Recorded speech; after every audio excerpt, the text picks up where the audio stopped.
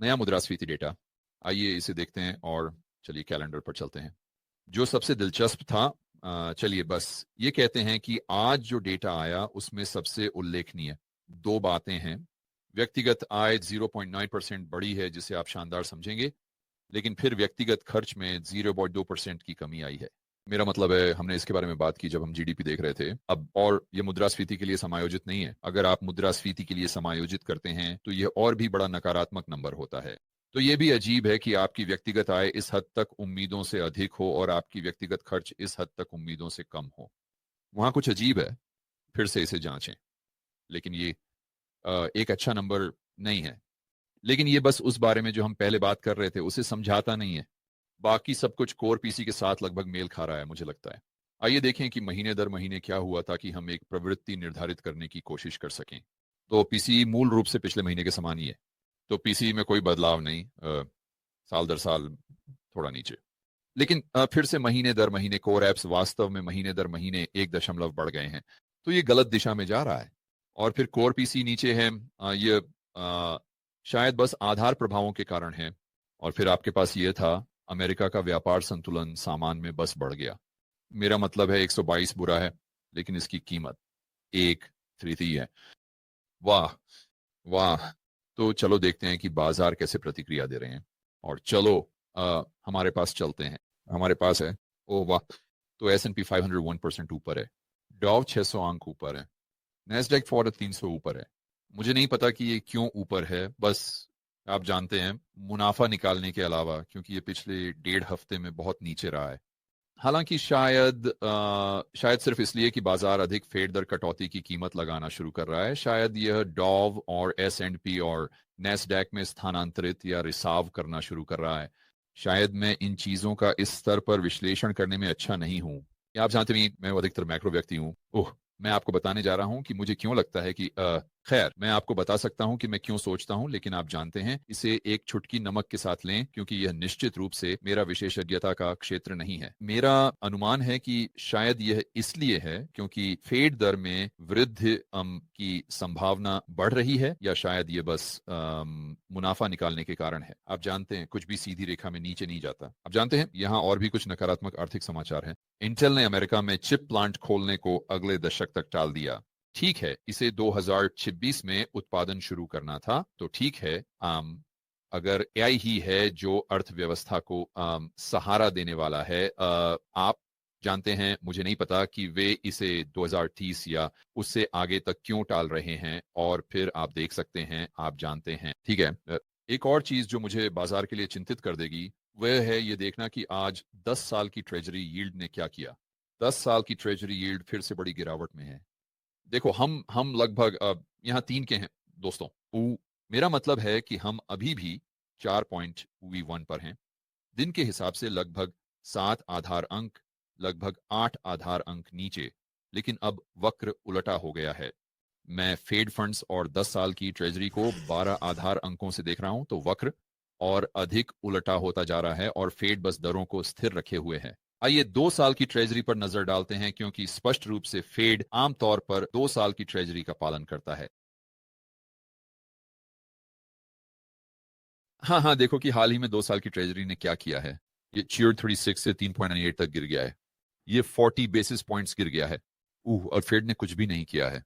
और अगर आप लोग जानना चाहते हैं कि मैं इस पर इतना ध्यान क्यों दे रहा हूं, तो चलो 2 साल की ट्रेजरी और फेड फंड्स की तुलना करते हैं।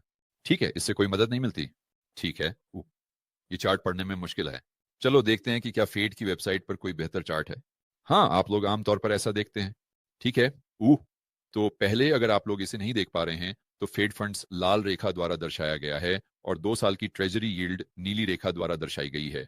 तो आप जो ज्यादातर समय देखेंगे वह यह है कि नीली रेखा दोनों दिशाओं में पहले हिलती है और फिर लाल रेखा उसका अनुसरण करती है। तो देखो हाल ही में क्या हुआ है। देखो, क्या हम वहां जूम इन कर सकते हैं जहां लाल रेखा फेड फंड्स रुकी हुई है। लेकिन आप देखना शुरू कर रहे हैं कि 2 साल की यील्ड फिर से गिरने लगी है। और देखो, मेरा मतलब है कि यह इस चक्र के साथ भी सुसंगत था जहां 2 साल की यील्ड गिरने लगती है। अरे यार, काश यह इतना परेशान ना होता। यह ऐसा क्यों कर रहा है? तो आप लोग देख सकते हैं कि मेरे पॉइंटर के नीचे आप देख सकते हैं कि वह नीली रेखा 2023 में नीचे जाने लगती है।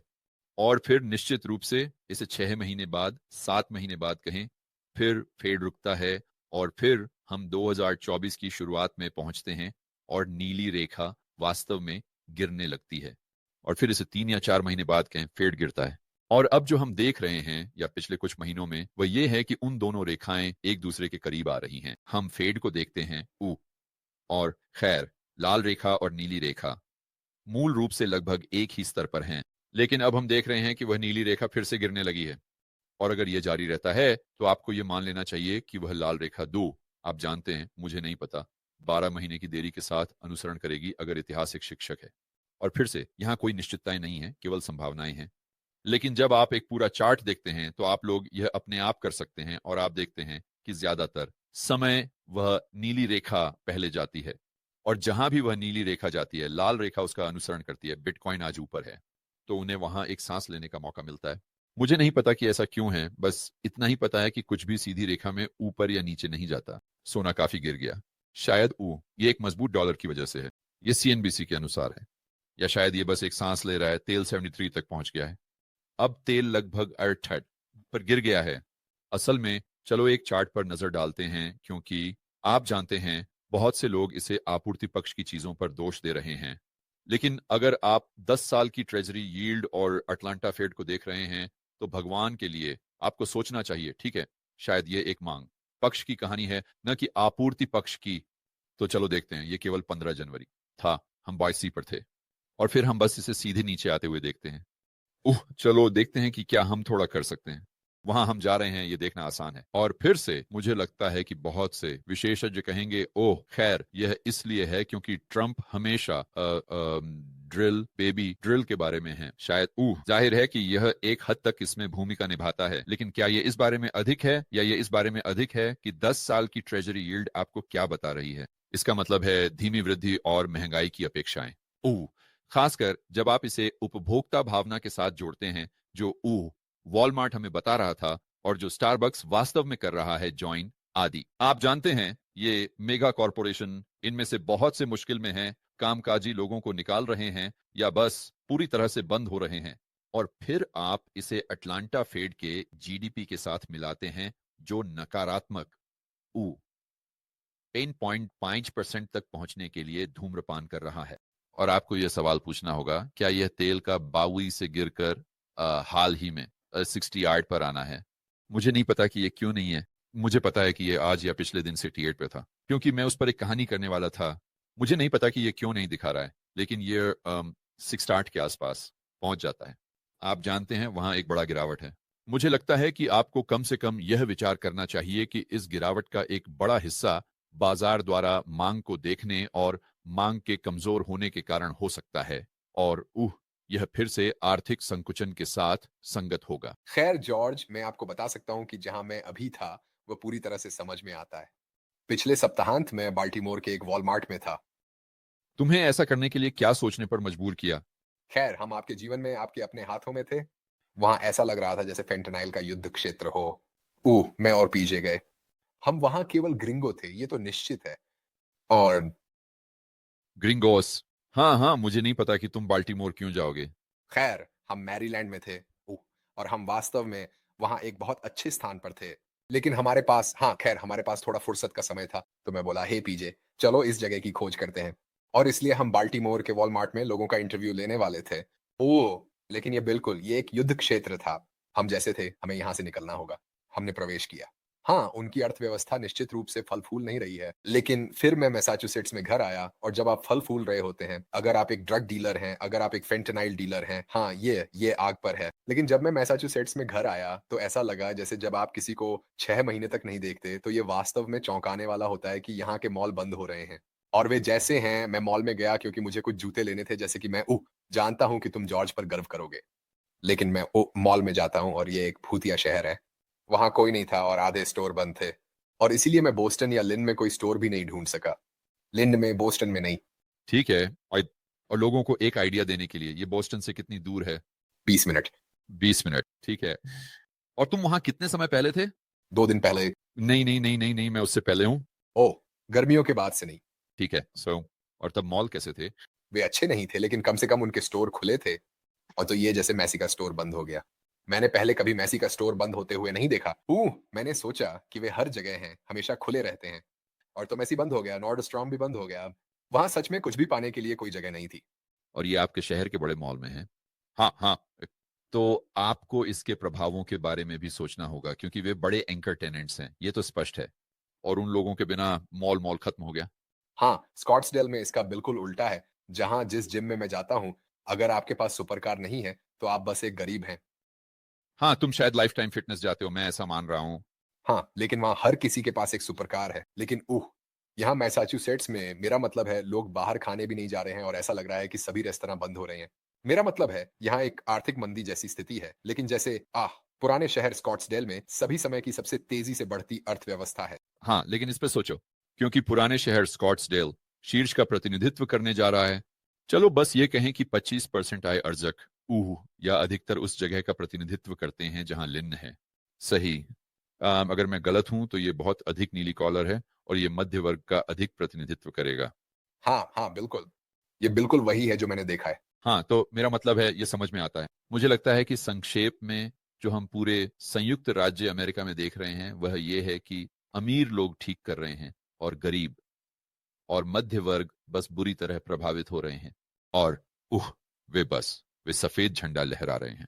मुझे नहीं पता कि वे इससे और कितना सहन कर सकते हैं, लेकिन ऐसा लगता है कि शायद, बस शायद, ये डेटा में दिखने लगा है और यह जीडीपी के आंकड़ों में भी दिखने लगा है। संभवतः इस हद तक कि यहां तक कि अमीर लोग, यहां तक कि सीएनबीसी वाले ये स्वीकार करेंगे कि अर्थव्यवस्था ठीक नहीं चल रही है।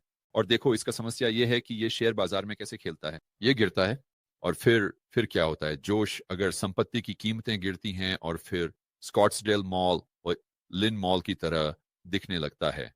सही सही, क्योंकि स्कॉट्सडेल मॉल की तरह दिखने का एकमात्र कारण संपत्ति की कीमतें हैं। तो अगर वह चला जाता है तो फिर आपके पास अमीर लोग उसी स्थिति में होंगे जैसे गरीब और मध्य वर्ग पिछले कुछ समय से रहे हैं। इससे 2 साल कहो, मेरा मतलब है हमें देखना होगा कि ये कैसे खेलता है, हमें देखना होगा कि ये कैसे खेलता है। हे दोस्तों, मैं व्यक्तिगत रूप से आप में से प्रत्येक को इस साल के रेबेल कैपिटलिस्ट लाइव में शामिल होने के लिए आमंत्रित करना चाहता हूं। यह एक अद्भुत सम्मेलन है जो मैं हर साल आयोजित करता हूं, जो आपको एक बुलेट प्रूफ पोर्टफोलियो बनाने में मदद करता है। यह आपकी व्यक्तिगत स्वतंत्रता और आजादी को बढ़ाने में मदद करता है और यह आपके नेटवर्क के आकार को भी बढ़ाने में मदद करता है। दूसरे शब्दों में, आप बहुत से समान विचारधारा वाले व्यक्तियों, साथी रेबेल कैपिटलिस्टों से मिलते हैं। यह ऑरलैंडो में है 23 मई से 25 मई तक। पिछले वक्ताओं में Robert Kiyosaki, Ron Paul, Peter Schiff, Mike Maloney, Lyn Alden जैसे लोग शामिल रहे हैं, बस कुछ नाम लेने के लिए। तो अपने टिकट एएसएफ ले लें और ये जानने के लिए कि इस साल के रेबेल कैपिटलिस्ट लाइव में कौन बोल रहा है, आप इसे देख सकते हैं irebelcapitalistlive.com। और बस एक छोटी सी अंदर की जानकारी, अगर आप अपने टिकट जल्दी ले लेते हैं तो आप एक छूट प्राप्त कर सकते हैं, क्योंकि जैसे जैसे हम कार्यक्रम के करीब पहुंचते हैं टिकटों की कीमत बढ़ जाती है। तो इंतजार मत करो, अभी rebelcapitalistlive.com पर जाएं और अपने टिकट ले लें और मैं आपको 23 मई से 25 मई तक ऑरलैंडो में मिलूंगा।